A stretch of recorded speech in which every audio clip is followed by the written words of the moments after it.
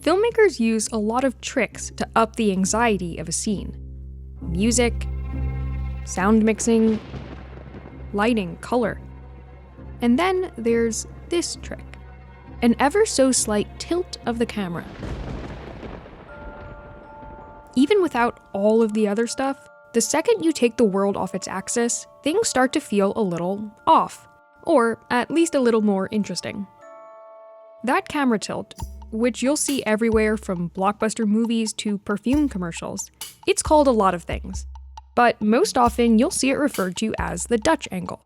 It's a stylistic choice whose roots are based not in film, but in fine art.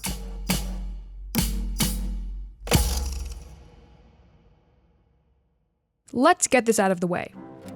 The Dutch angle isn't actually Dutch, it's Deutsch, as in German for German. Its origins trace back to World War I, when the German government banned the import of foreign films. So, while over in Hollywood, the movie business was booming with Charlie Chaplin joints, racist Tarzan adaptations, and other straightforward happy ending type flicks. In Germany, movies were starting to look a little different. Instead of turning to Hollywood for inspiration, German filmmakers turned to the arts. And at that time, a movement called Expressionism had taken hold, primarily in Germany and Austria. Expressionism is famously hard to define, but you can think of it as roughly the opposite of Impressionism. Impressionists like Monet, Degas, and Renoir painted things like this: floaty, lovely, soft scenes. And Expressionists like Kirchner, Beckmann, and Dix painted things like this. One more time, for emphasis.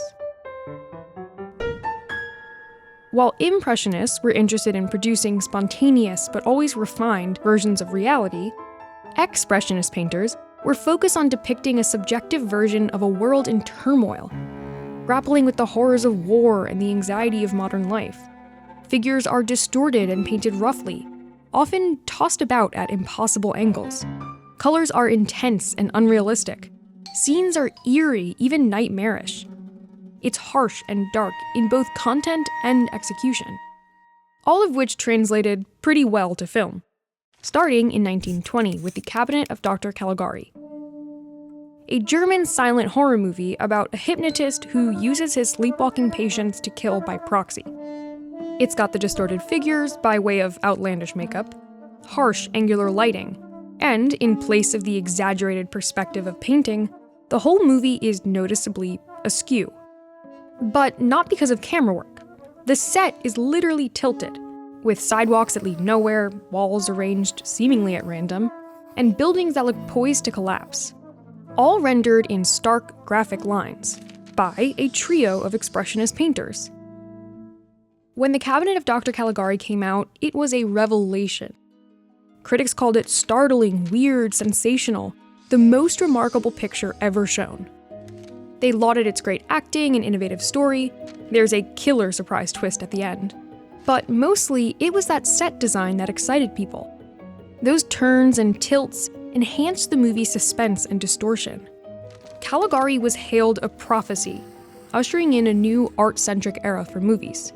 And though critics couldn't quite yet agree on which art movement it belonged to, that prophecy kind of came true.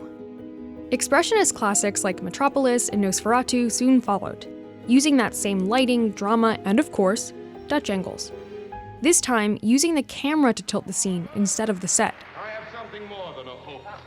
From there, the Dutch angle spread to noir films, featuring prominently in Citizen Kane and The Third Man.